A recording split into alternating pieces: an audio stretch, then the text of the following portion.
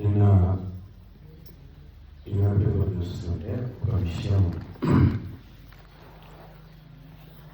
ఈ యొక్క కుంభమేళ అనేది, కుంభమేళకు వెళ్ళడం అనేది ఒక రికార్డ్, ప్రపంచంలోనే ఒక పెద్ద రికార్డు తయారైంది. ఏ విషయంలో అంటే మధ్యప్రదేశ్ జబల్పూర్ నుంచి బనారస్ అంటే కాశీ పోయే రోడ్ అంతా జామ్ అయిపోయింది.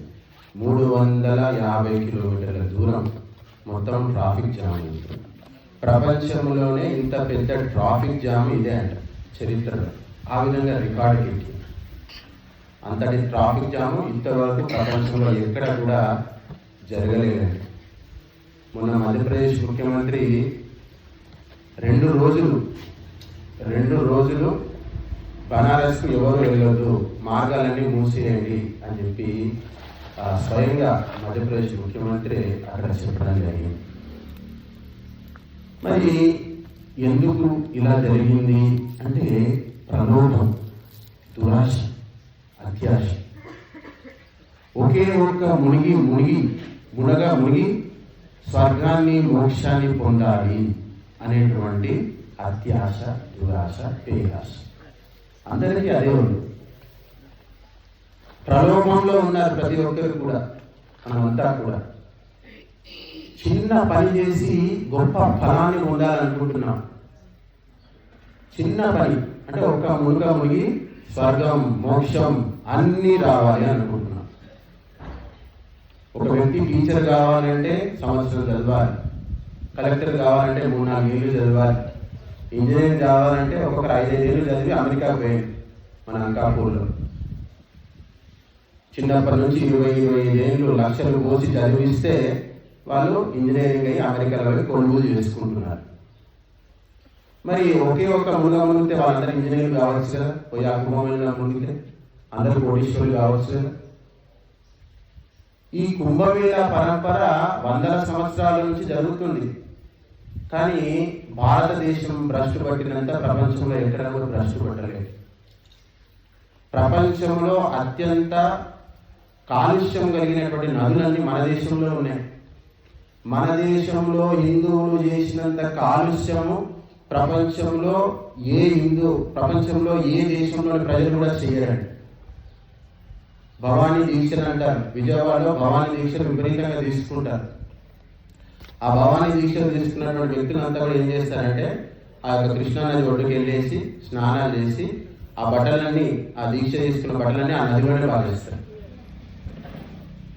ఉత్తర భారతంలో తర్పణం పెడతారు. పువ్వులు, పండ్లని, పైసలని, ఇవని అవని మొత్తం గంగలో వాడేస్తారు.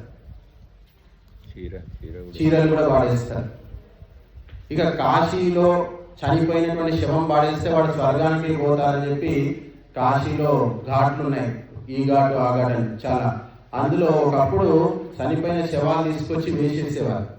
ఎందుకంటే అట్లా వేస్తే వాళ్ళంతా స్వర్గానికి పోతారు, వాళ్ళకంతా కూడా మోక్షం లభిస్తుందని చెప్పి ఇవన్నీ కూడా ప్రచారం చేశారు. వేదం ఎక్కడా కూడా చెప్పట్లేదు ఇలాంటి విషయాలన్నీ కూడా. ఇవన్నీ రాసింది కూడా పురాణాల్లో. ఎందుకంటే మనుషులను మూర్ఖులను చేసి అదుపులో పెట్టుకోవడానికి రచించినటువంటి షడ్యంత్రమే ఆ యొక్క పురాణాలని చెప్పారు. కాబట్టి మన ఊరిలో గంగ ప్రవహించాలి, ఆ గంగ ఇక్కడికి రావాలి అంటే ఏం చేయాలి, ఎట్లా చేస్తే వస్తుంది? ఒక రైతు పంట పండిస్తున్నాడు, పంట ఎండిపోతుంది. నేను న్యూస్ చూశాను. రాయలసీమలో ఒక వ్యక్తి బాగా పంట వేస్తే ఆ పంట ఎండిపోతుంది. ఏం చేయాలి? పంట దగ్గరకు వస్తుంది, నీళ్లు రావట్లేదు, పంట ఎండిపోతుంది, లాస్ వస్తుంది అని చెప్పి ఏం చేశాడు? 1000 రూపాయలు పెట్టి ట్యాంకర్లు తీసుకొచ్చాడు. ట్యాంకర్లు తీసుకొచ్చి ఆ పంటకు నీళ్లు పెట్టుకొని పంటను కాపాడుకున్నాడు. మన అంకాపూర్ కూడా ఇప్పుడు ట్యాంకర్ల నిండా నెయ్యి రావాలి. ట్యాంకర్ల నిండా నెయ్యి వస్తే ఇక్కడ ఆధ్యాత్మికమైన పంట పండుతుంది. ఈ ఊళ్ళో అన్ని పంటలు పండుతున్నాయి, కానీ ఆధ్యాత్మికమైనటువంటి దైవీ పంట పండట్లేదు. ఎవరిలో కూడా దేవుని పట్ల ఆసక్తి, ధర్మం పట్ల ఆసక్తి అనేటువంటిది లేదు. తిరుమల తిరుపతి దేవస్థానానికి రోజుకొక ట్యాంకు 2 ట్యాంకులు నందిని ఇవి పంపిస్తారు. ఒక ట్యాంకులో 1000 లీటర్ల నుంచి 5000 లీటర్లు ఉంటుంది. ఒక ట్యాంకర్ 2 లక్షల నుంచి 3 లక్షలు ఉంటుంది. అట్లా మన ఊళ్ళో కూడా ఒక 2-3 ట్యాంకర్లు తీసుకొచ్చి అగ్నిహోత్రం చేస్తే అప్పుడు అందరికీ దేవుడన్నా ధర్మం అన్నా పిలిచి అనేది పడుతుంది. కాబట్టి ఈ శరీరం ఏదైతే ఉందో ఇందులో నాభి అనేటువంటి ప్రధాన కేంద్రం. ఈ యొక్క నాభికి పైన అంతా కూడా ఏముందంటే దైవీ శక్తులు ఉన్నాయి. నాభి కింద ఆసురీ శక్తులు ఉన్నాయి. మనిషి ఎప్పుడైతే భోజనానికి బదులు భోజనం బాగా చేస్తాడో, విపరీతంగా తింటాడో, నాభి కింద భాగాలు బాగా పనిచేస్తాయంట. అంటే మనలో కామం అనేది బాగా కలుగుతుంది. కామ క్రోధాలు, లోభ మదమాశ్చర్యాలు పెరుగుతాయి. అన్నం తక్కువ తిని అగ్నిహోత్రంలో వేసుకుంటూ అందరికీ అన్నం పెట్టుకుంటూ కొద్దిగా తినుకుంటూ జీవితం గడిపితే ఈ యొక్క నాభి పై భాగాలు హృదయము, మస్తిష్కము, చక్రాలు ఇవన్నీ కూడా వికసిస్తాయంట. అందుకే ఈ యొక్క ఆత్మ ఆత్మ ఆత్మ అని చెప్తున్నారు. ఆత్మ ఎక్కడ ఉంటుంది అంటే శాస్త్రాలు 3 చోట్ల ఉంటుందని చెప్తుంది. 1 మస్తిష్కంలో ఉంటుంది, 2 హృదయంలో ఉంటుంది, 3 సుషుమ్న నాడిలో ఉంటుంది అని చెప్పారు. ఈ 3 కూడా బొడ్డుకు పై భాగంలోనే ఉంటాయి, బొడ్డుకు కింది భాగంలో ఉండవు అని చెప్పారు.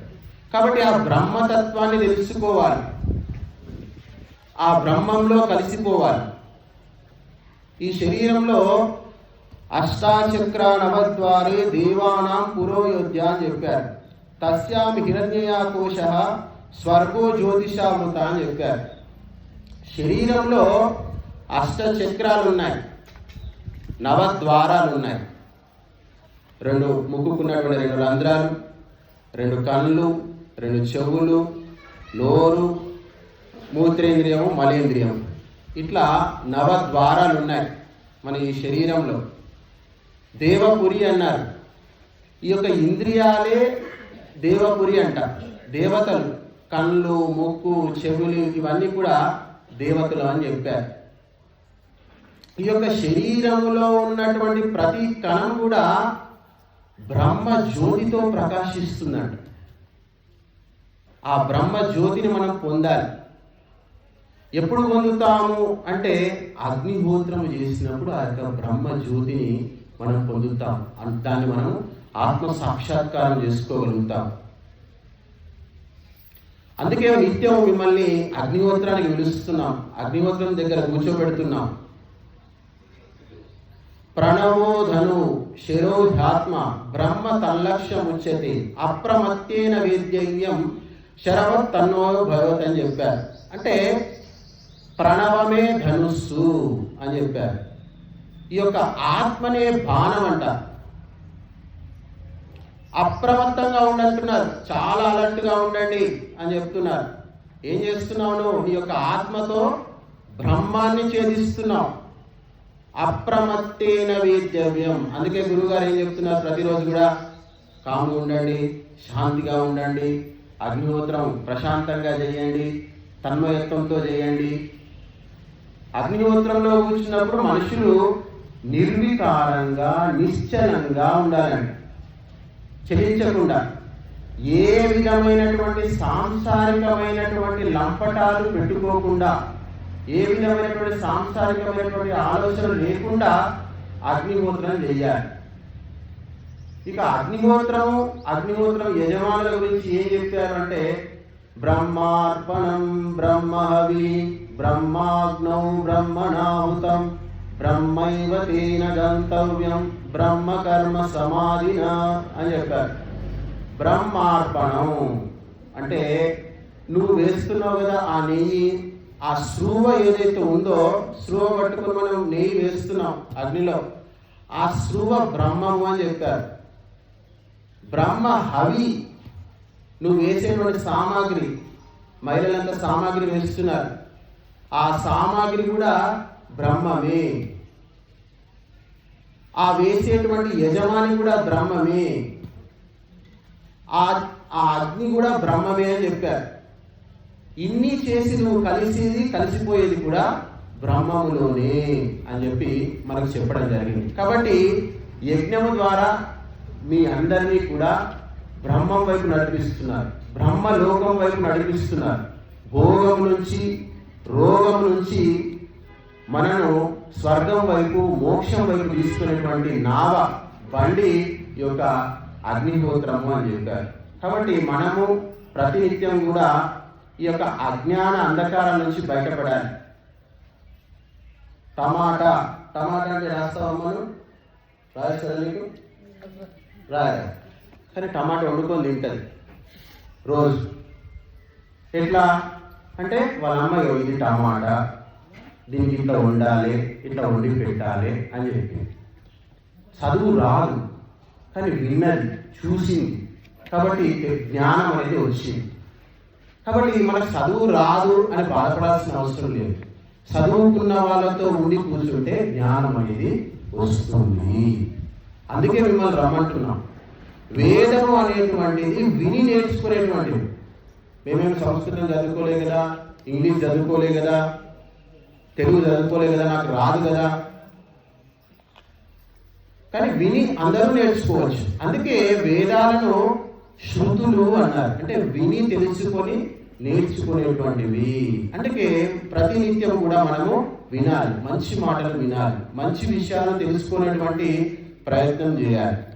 ఎప్పుడైతే మంచి మాటలు చెబుతారో, మంచి విషయాలు వింటామో, మంచి వ్యక్తులతో సాంగత్యం కలుగుతుందో అప్పుడు మనకు గురువుల పట్ల మమకారం పెరుగుతుందట, గురువుల పట్ల ప్రేమ పెరుగుతుంది. గురువుల పట్ల ప్రేమ పెరగడానికి కారణము ఆ గురువులో ఉన్నటువంటి జ్ఞాన శక్తి కారణం. జ్ఞానం లేకపోతే ఎవరు ప్రేమించలేరు. కాబట్టి జ్ఞానంతో మన సంబంధం అనేటువంటిది పెరుగుతూ ఉంటుంది. కాబట్టి నిరంతరము మనమంతా కూడా ఈ యొక్క దేహము భగవంతుడు ఎందుకు ఇచ్చాడు అంటే భగవంతుని సాక్షాత్కారం చేసుకోవడానికి ఇచ్చాడు. ఒకవైపు అమృతతత్వం ఉంది, ఒకవైపు మృత్యు ఉంది, ఒకవైపు మరణం ఉంది, ఒకవైపు మోక్షం ఉంది, ఒకవైపు స్వర్గం ఉంది. బాగా తింటే మరణం, కాస్త తిని కాస్త అగ్నిహోత్రంలో వేస్తే స్వర్గం అని చెప్పారు. అందుకే ఇటు స్వర్గానికి నరకానికి మధ్య ఈ అగ్నిహోత్రంలో ఉంది. నీ యొక్క ఆహుతులు అగ్నిహోత్రంలో వేస్తావా, కడుపులో వేస్తావా?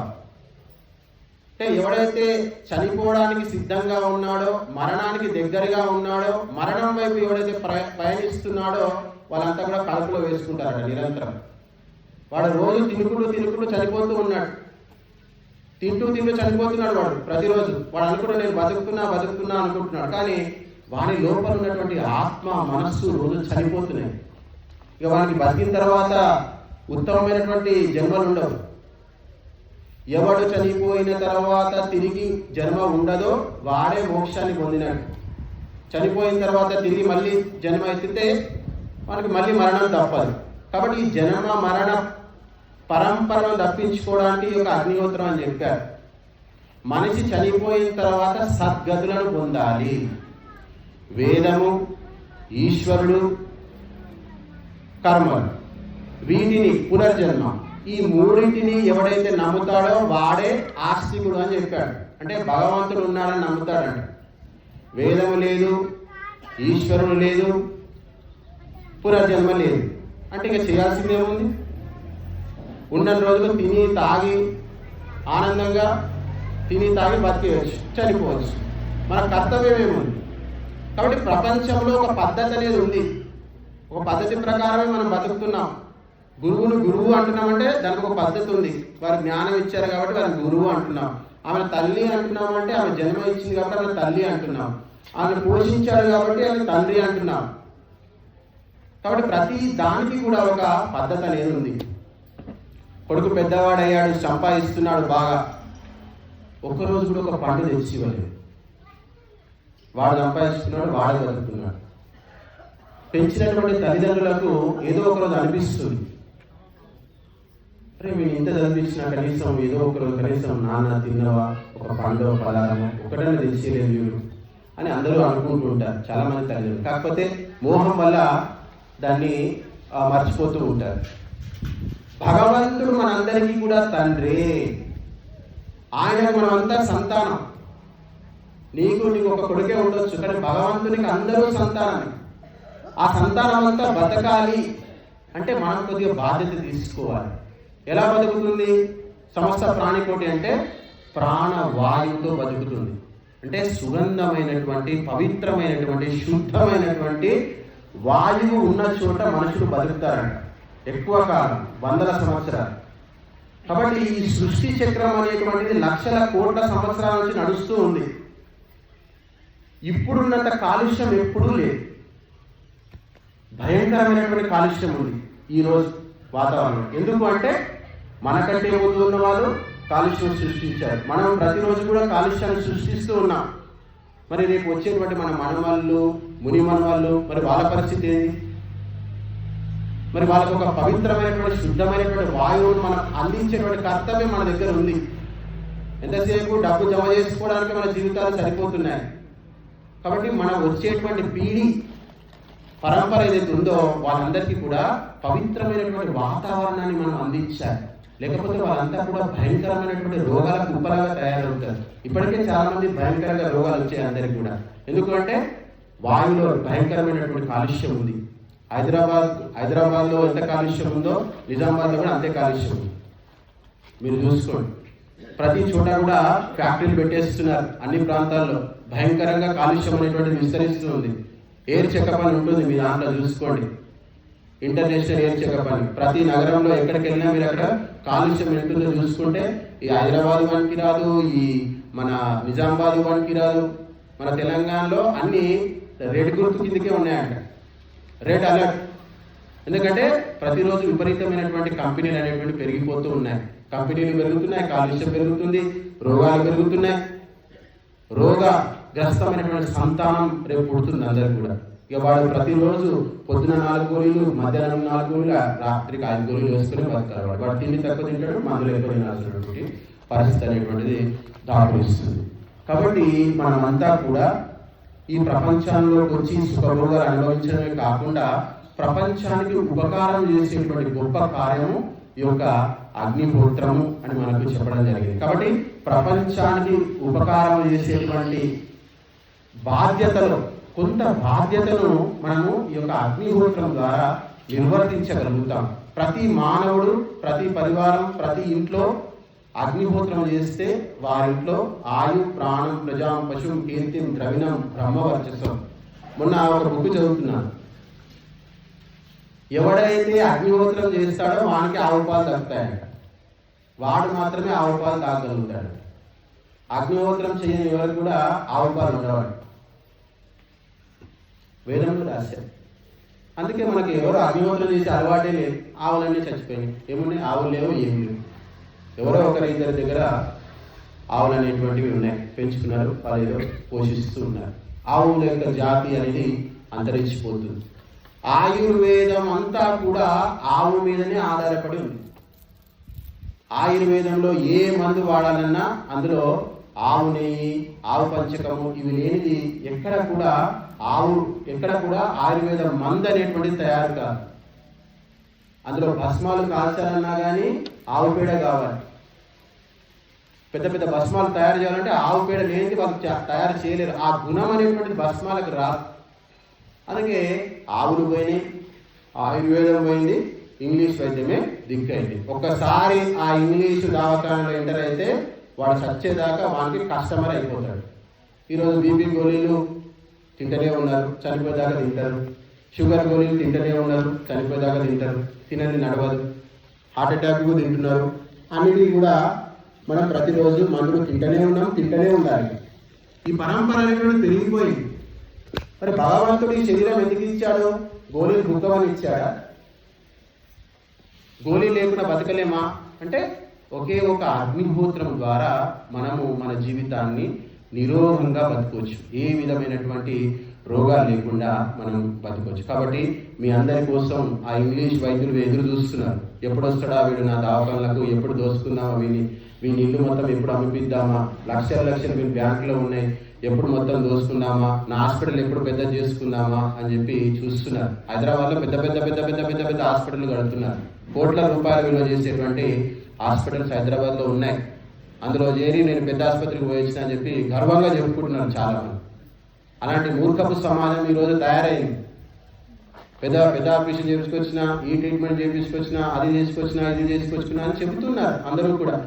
ఆ పరిస్థితి మనకు ఎందుకు దాపురించింది అంటే, మనము ఋషులు మునులు చెప్పినటువంటి దైవీ కర్మలను మరిచి వాటికి వ్యతిరేకమైనటువంటి దిశలో పయనించడం ద్వారా మనము మన జీవితాలన్నీ కూడా ఆపదలో చిక్కుకున్నాయి. ఆసుపత్రి పాలు కావడం అంటే ఆపదలో చిక్కుకోవడమే, అంతకంటే వేరే ఏమీ లేదు.